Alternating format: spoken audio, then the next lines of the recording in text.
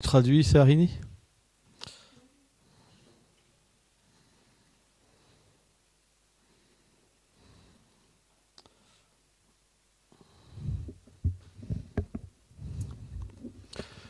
Omagana Timi... Alibol, le son? Omagana Timilandasya, Ganam Jalam Shalakaya, Shakshur Meditam Jenata Isme Shigula Venama. Namam Vishnu Padaya Golanga Prestaya Rupini Shibhakti Vibudaya Bevanete Namine. Namam Vishnu Padaya Gola Prestaya Bhutale Shrimad Bhakti Pramodaya Puri Goswamiti Namine. Namam Vishnu Padaya Krishna Prestaya Bhutale Shrimate Bhakti Vedanta Swamiti Namine. Namam Vishnu Padaya Krishna Prestaya Bhutale Shrimate Bhakti Daita Madhava Goswamiti Namine. Namam Vishnu Padaya Krishna Prestaya Bhutale Shrimate Bhakti Plagankeshava Goswamiti Namine. Nam Vishnu Padaya Krishna Prestaya Bhutale Shrimate Bhakti Rachaka Shiladev Goswamiti Namine. Namam Vishnu Padaya Krishna Prestaya Bhutale Shrimate Bhakti Siddhanta Sarasvati Namine. Jai Shibla Madhva Gaudiya Sarasvat Sampadaya Ki Jai.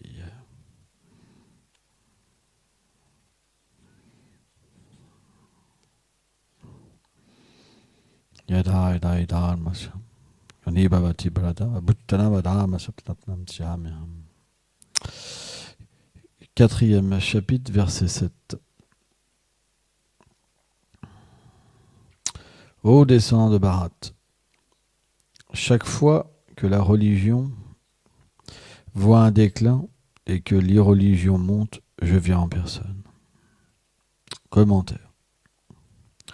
Selon Srila Bhaktivinoda Thakur, la raison de l'apparition du Seigneur est due à sa propre volonté.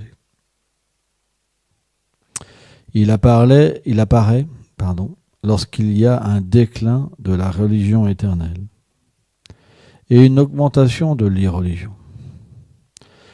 Par religion éternelle, nous entendons ce qui relie à jamais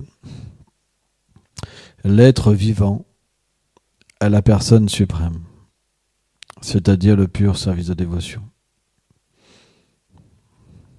Sans accomplir le pur service de dévotion, aucun être ne peut développer l'amour de Dieu et atteindre la demeure du Seigneur. Aussi Krishna manifeste-t-il en ce monde matériel la religion parfaite par pure compassion pour ses serviteurs perdus, afin de remédier à une telle situation désastreuse.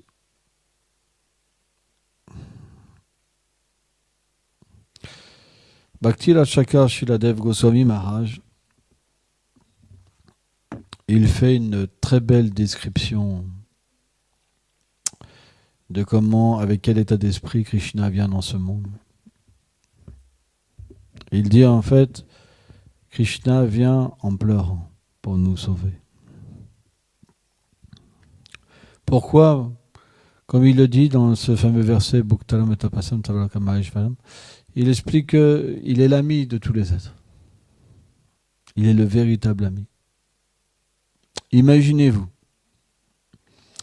un tel Seigneur, bien qu'on lui tourne le dos et qu'on désire venir expérimenter une vie sans lui, parce qu'on le désire, il vient nous accompagner dans le cœur. Srila Haridas Thakur, dans l'Arinam Chintamani, explique que constamment le Seigneur essaye de nous ramener à lui. Constamment, il nous influence. Constamment, il essaye de faire en sorte qu'on puisse prendre une bonne direction. Je vais vous donner un exemple. Qui n'a jamais volé ou fait une bêtise ici? Tout le monde. Quand vous faites quelque chose de mal, comment vous vous sentez? Vous vous sentez pas bien. Vous sentez qu'à l'intérieur de vous, il y a quelque chose qui ne va pas. Bhaktivedanta Swami Prabhupada, il explique que ça, c'est le Seigneur. Parce qu'on n'est pas son pur dévot, il ne peut pas nous parler directement. Il pourrait, mais il n'intervient jamais de notre libre arbitre. Quelqu'un dû à des vies passées, il peut entendre le Seigneur, même si, par exemple, il a pris un mauvais départ dans sa vie. Mais ça, c'est dû à des activités passées. Bhaktisiddhanta Swami Prabhupada, j'ai lu ça une fois, il explique que même Krishna peut faire naître ses dévots hors de l'Inde, dans des conditions misérables, dans le but de permettre aux êtres vivants de pouvoir croire et comprendre que tout le monde peut atteindre le but de l'existence. S'il n'y avait que des gens qui sont nés dans les familles de Vaishnav, sur le Dham, le jour des Kadashi, qui n'ont jamais cassé un seul principe, ni regardé une seule femme, tout le monde se dirait c'est pas possible. Mais si vous avez des gens véritablement déchus qui atteignent la dévotion pour le Seigneur, alors tout le monde se dit moi aussi, c'est possible. Parce que l'exemple, il est approprié. Et parfois, il fait que Krishna, il y a des êtres encore pires que les autres qui atteignent la perfection.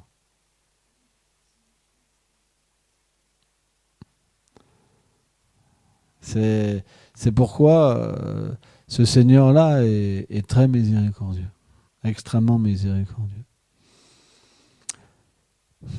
Les Acharyas expliquent que nous avons une relation particulière avec le Seigneur suprême. Chaque personne a une relation que le Seigneur aime. Personne ne peut être remplacé. Alors bien sûr, si on prend l'exemple de Srimati Radharani, elle incarne tous les sentiments. Mais Krishna est parfait. Krishna est complet. Krishna est illimité. Krishna a de l'amour pour tout le monde. Et donc, bien qu'il n'ait besoin de rien, Krishna dit Am Savasya Prabhava. Tout émane de moi, j'ai besoin de rien. Ou comment il dit Om Purnam Adam Purnamidam Purnam Vashati. Et dans la Sri Upanishad, c'est expliqué que tout ce qui sort du Seigneur suprême, tout ce qui émane de lui, c'est aussi complet que lui-même. C'est aussi parfait. Mais lui, il ne perd rien. Il reste toujours aussi complet. Il n'a besoin de rien. Et pourtant, parce que son amour est illimité, sa grandeur est tellement parfaite qu'il nourrit un amour particulier pour chacun d'entre nous. En fait, la conception Vaishnave, c'est que l'absolu illimité vient au milieu du limité. Et il donne le pouvoir, à travers sa Yogamaya, de nous rendre nous-mêmes qualifiés en qualité, en beauté, en sentiment, pour lui apporter quelque chose. Qui peut comprendre ça? Qui peut comprendre un tel Seigneur? Sûrement pas quelqu'un qui est conditionné par les trois gunas. C'est impossible. Parce que cette condition-là, dans le monde matériel, elle ne peut pas exister. C'est pas possible. Parce que nous-mêmes, on n'arrive pas à être au niveau d'une fourmi. Que dire au niveau d'une molécule? On n'a pas le pouvoir de comprendre. Et ça, c'est rien. Parce que par rapport à nous et une fourmi, il y a un tout petit écart de conscience. Mais le Seigneur vient dans ce monde matériel. Sridhar Maharaj dit en pleurant. Parce qu'il a un lien avec nous, parce qu'il a un amour pour nous, et parce qu'on ne veut pas de lui. Bien qu'il essaye, vie après vie, de nous attirer à lui, quand Krishna il dit Unam Jamte Ganam Papanante, après des millions d'existences, une personne peut comprendre ce lien qui existe entre moi et lui. Ça veut dire que ça fait tellement de vie qu'il essaye de nous attirer à lui.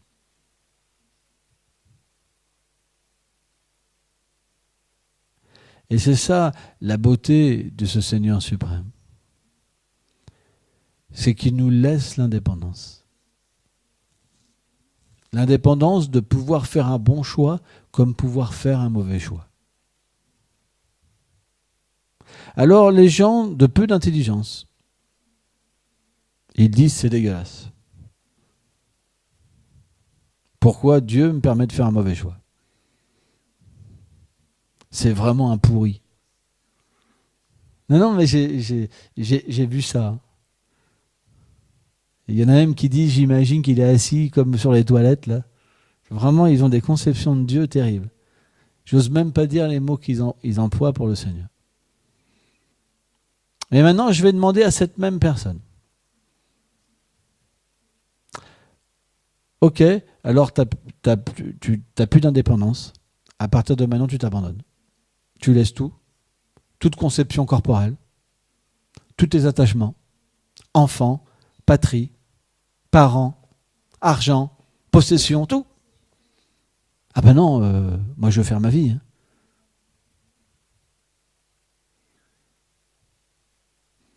Donc la réalité, c'est que le Seigneur est tellement parfait qu'il crée une situation qu'on appelle le monde matériel. Il nous permet de combler notre désir. Et graduellement, parce que ce monde est imparfait et qu'on est fait pour la perfection d'être avec lui, on va graduellement retourner notre visage vers lui. Les Upanishads expliquent, ils donnent cette définition que le corps c'est comme un arbre et qu'il y a deux oiseaux sur le corps, sur les branches. Pardon. L'âme suprême est l'âme. Et il y a des fruits sur cet arbre. Des fruits matériels impies et des fruits vertueux. Et l'être vivant mange les fruits. Donc il prend les réactions de ses actes. Mais c'est expliqué que l'autre oiseau, l'âme suprême, lui, elle ne mange pas les fruits. Elle est au-delà de l'univers matériel. Elle observe, simplement. Or, le jour où l'oiseau qui mange les fruits tourne sa tête vers l'âme suprême, alors il devient libéré de cette illusion, de l'arbre matériel, cet arbre mahagnant, que dépeint la Bhagavad Gita, ce reflet de la réalité transcendantale. On ne devrait pas penser que le Seigneur n'a pas de sentiments pour nous.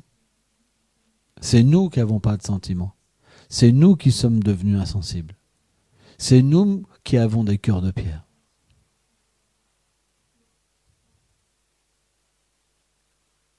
C'est pourquoi, quand il vient dans ce monde, c'est par pure compassion pour nous. Il établit le dharma. Qu'est-ce que c'est le dharma? Est-ce que le dharma, c'est d'aller au paradis? Est-ce que le dharma, c'est d'atteindre le nirvana? Est-ce que le dharma, c'est d'atteindre le brahman? Dharma, ça veut dire la nature. Quelle est la nature de l'être vivant? Quelle est la nature du lien qui nous relie avec l'absolu? Or, quand Krishna vient, comme dit ce verset, Yada, Yada, Yada, le machin,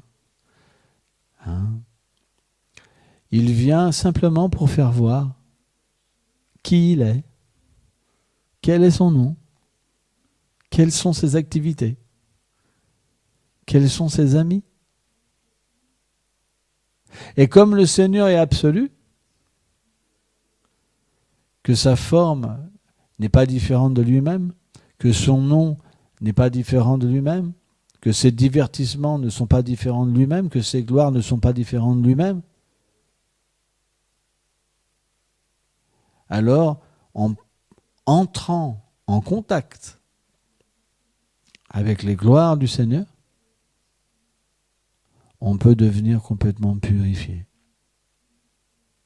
Purifié de la tendance à l'indépendance, à croire qu'on a une vie sans Dieu. Si on regarde, c'est complètement absurde. Il est dans le cœur de chaque chose.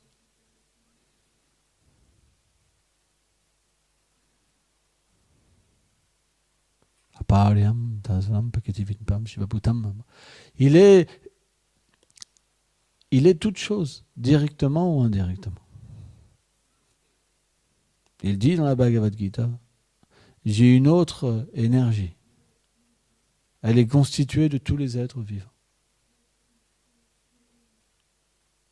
Bhumi, Apo, Navo, Vayu. Il dit, j'ai cette énergie aussi inférieure, composée des éléments matériels. Et encore, je recite, tout émane de moi. Il dit, tout repose sur moi comme des joyaux sur un fil.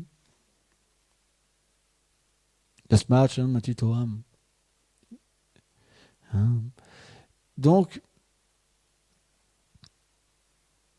si on rentre en contact naturellement avec cette connaissance,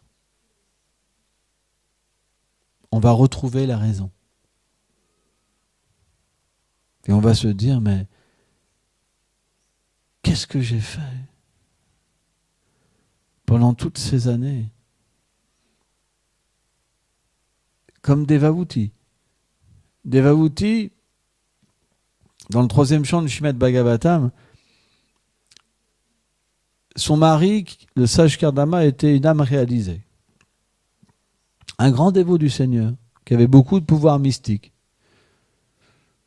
Et Devahuti a servi, parce que la femme, s'est expliqué, elle peut obtenir tous les joyaux de son mari juste en servant son mari. Donc bien qu'elle était une princesse, la fille de Swambhava ou l'empereur, une princesse tellement belle, on a expliqué ça, que même il y avait un Gandharva, quand il l'a vue sur une terrasse, il est tombé de l'aéronef, tellement qu'elle était belle. Il faut vraiment que ça soit une beauté extraordinaire. Pour vous tombiez de l'aéronef juste en voyant quelqu'un, faut que ça fasse un effet. Faut vraiment que vous soyez complètement perdu, quoi. Donc elle avait une beauté extraordinaire, Devahuti. Parce que Devahuti,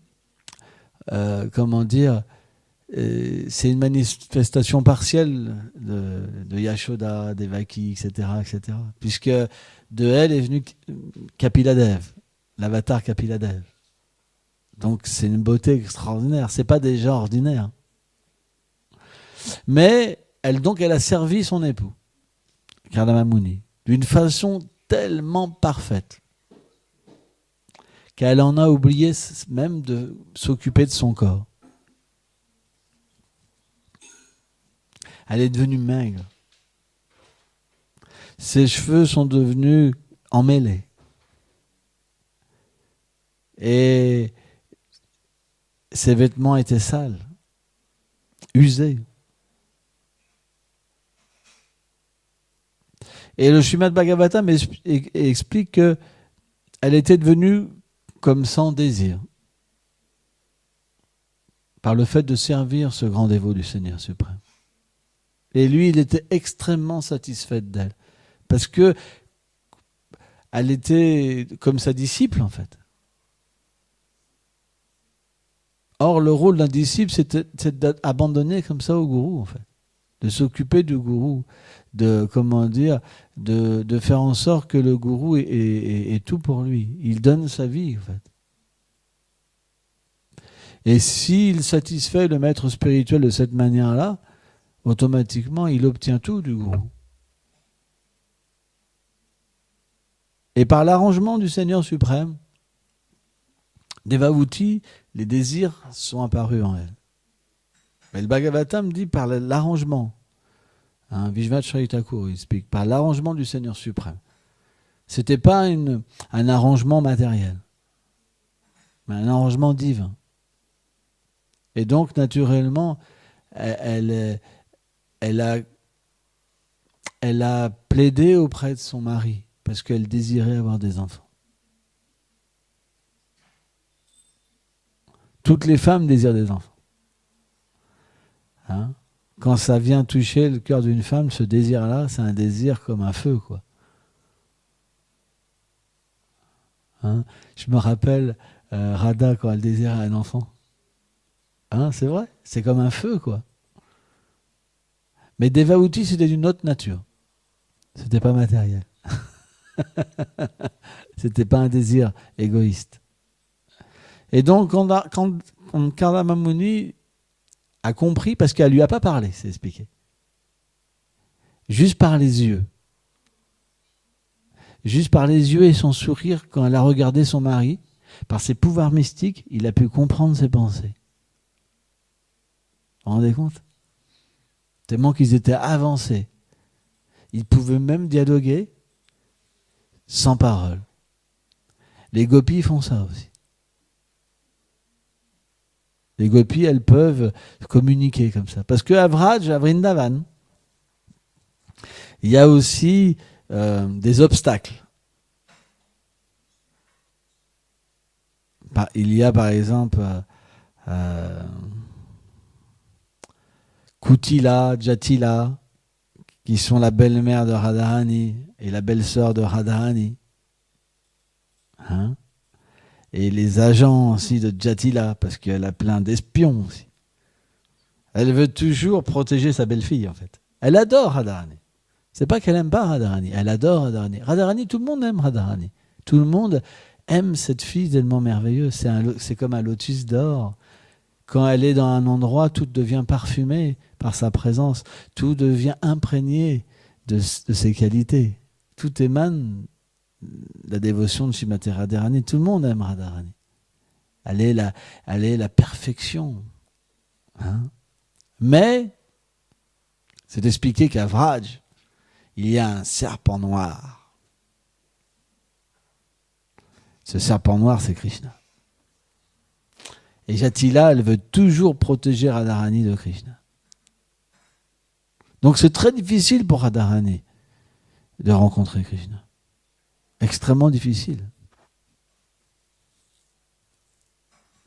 C'est pour ça que les gopis, elles peuvent parler avec des signes pour éviter, comme service secret de Radharani, pour éviter que Jatila elle puisse comprendre les lieux de rendez-vous où Radha et Krishna se rencontrent. Mais pour avoir un goût, pour écouter ça, il faut être sorti de la concupiscence matérielle.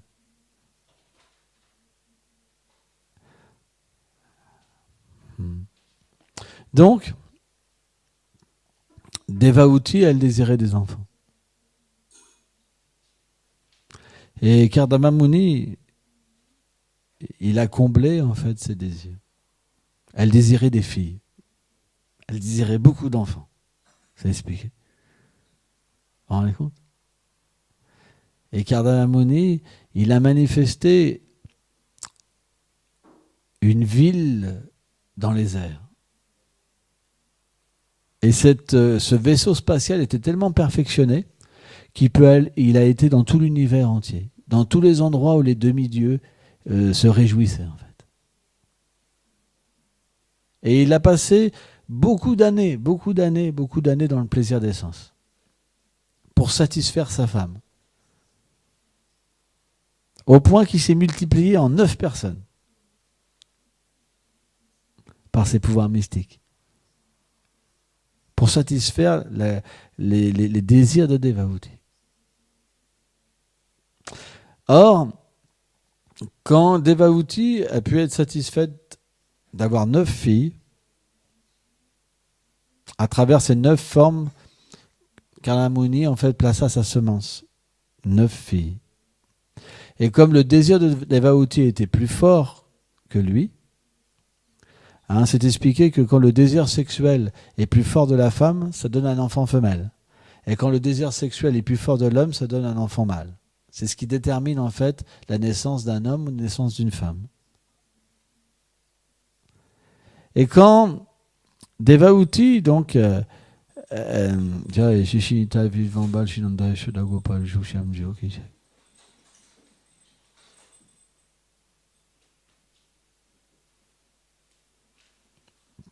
et quand Devahuti, elle a eu son désir comblé, elle s'est lamentée. Elle s'est lamentée. Parce qu'elle a réalisé, en fait, par la grâce de Krishna, que son mari, c'était une âme libérée.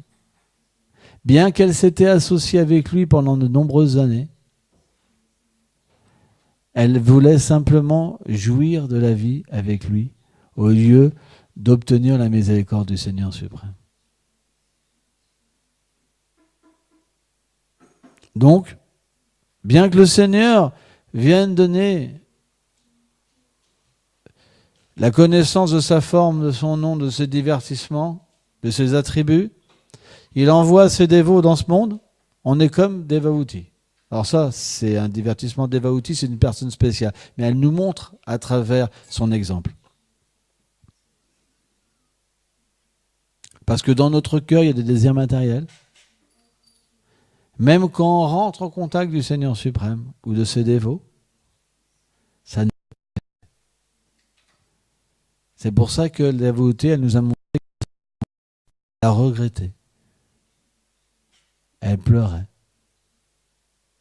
Parce qu'à cause de ses désirs, elle avait reçu de son mari la miséricorde. Et lui, il avait fait un vœu. Il avait fait un vœu parce que c'était un bhakta. Qu'il restait avec sa femme jusqu'à ce qu'il lui donne un enfant. Il restait avec sa femme jusqu'au moment où il pourrait lui donner un enfant. Et donc elle savait qu'il allait partir. Et là, elle lui a dit, avec un sourire et un visage, aimant, peur au fond d'elle-même. Elle lui a dit, je n'ai pas de souci pour marier mes filles.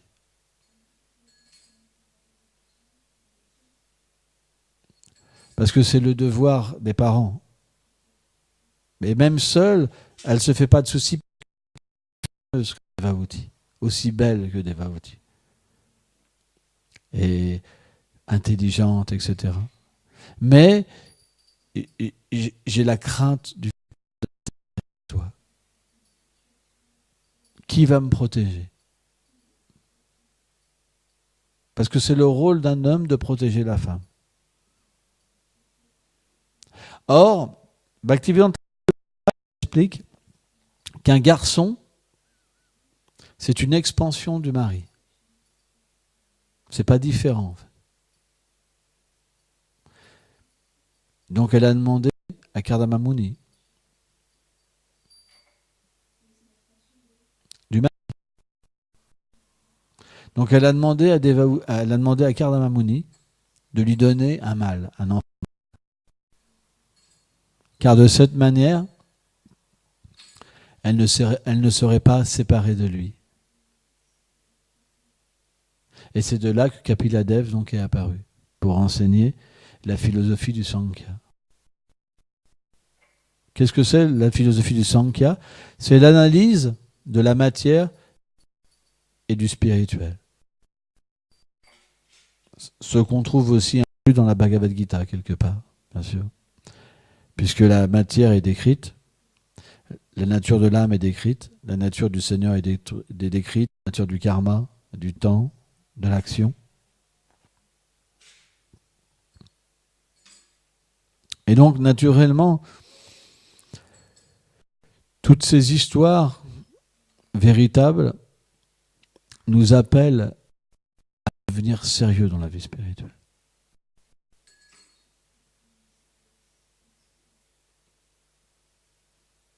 Devahuti, quand elle a fait prière à Kardamamuni,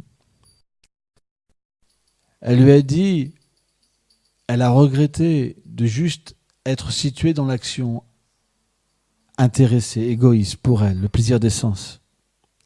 Elle s'est dit, au moins, je qui m'aurait renoncement et qui m'aurait amené au service de dévotion. Donc, à un moment, on regrettera. À un moment, on réalisera qu'on a perdu tant de temps. Et ce repentir-là nous donnera la qualification pour nous engager 24 heures sur 24 dans le service de dévotion. Quand cet engagement il sera complet, on sera en renonçant. On sera situé dans niche, on sera dans l'action complètement désintéressée. Cette action purifiera notre cœur.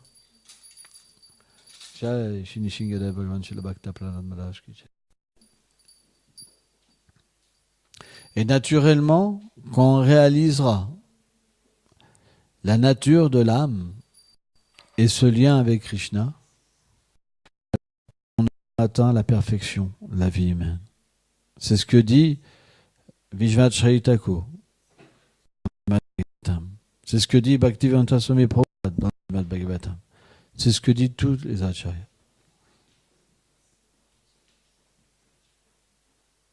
C'est pourquoi le désir de Krishna, c'est qu'on revienne à lui. Il ne vient pas pour nous donner la paradis. Il ne vient pas pour nous donner la libération personnelle. S'il vient, c'est parce qu'il a un lien avec nous. C'est parce qu'il nous aime. Et c'est ça qu'on doit découvrir. On doit découvrir son amour. Il envoie ses dévots dans ce monde pour nous. Ces dévots installent, manifestent des temples, des mortilles, des livres. Ils nous engagent dans le service. Mais pourquoi ? Parce que c'est le Seigneur qui fait tout. Et nous, on a des cœurs de pierre. On est insensibles. On pense que tout nous est dû. Donc il faudra changer un jour. Tant qu'on ne comprend pas cette dette d'amour, on pourra développer pour Krishna. Comment on développe de l'amour ? En comprenant qu'est-ce qu'une personne fait pour nous. Et en proportion qu'on comprend ce qu'une personne fait pour nous, en proportion, on fait quelque chose pour elle. C'est pour ça qu'un vrai disciple participe à la mission de son maître spirituel, en propageant les gloires de Krishna. C'est pas qu'il reste chez lui à rien faire et à perdre. S'il ne fait rien, c'est qu'il n'a pas compris ce que le gourou avait fait pour lui. C'est ce qu'il n'a pas compris, ce que Krishna avait fait pour lui. C'est un symptôme. Les dévots qui font pour les autres, pour donner ce qu'ils ont reçu, c'est qu'ils n'ont pas reçu véritablement. C'est pour ça que des grands dévots du Seigneur nous montrent l'exemple. C'est pour ça qu'ils voyagent. C'est pour ça qu'ils écrivent des livres, etc. Hein, moi, je ne suis pas un grand dévot, mais voilà. Hein, c'est pour ça qu'ils font des arrangements pour qu'on puisse être sauvé. Hein. Et naturellement, quand ce verset on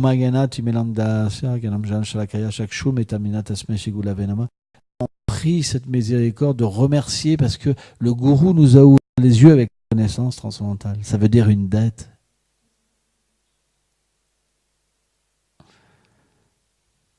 Ça veut dire qu'on voit le cadeau. Et ce cadeau-là, c'est illimité. On ne peut pas le rembourser. La seule manière de donner notre vie, notre parole, nos actions, nos pensées. C'est pour ça que Chaitanya Mahaprabhu, Bhaktivinoda Thakur, par exemple, il a dit que le Seigneur n'entendait les prières que de ceux qui sont abandonnés. Parce que la dévotion, elle peut être qu'à ce niveau-là.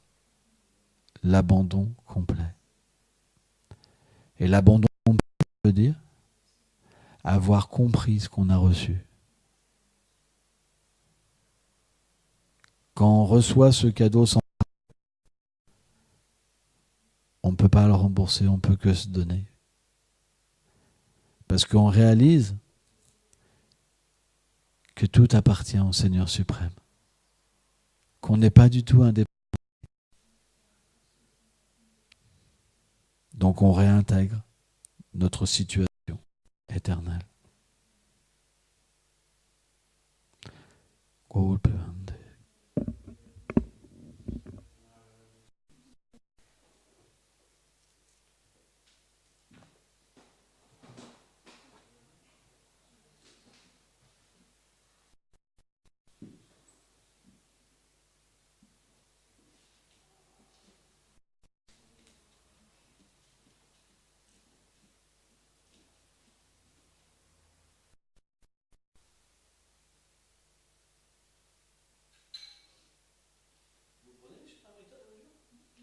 Très important.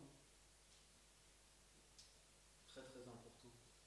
Les Shastras expliquent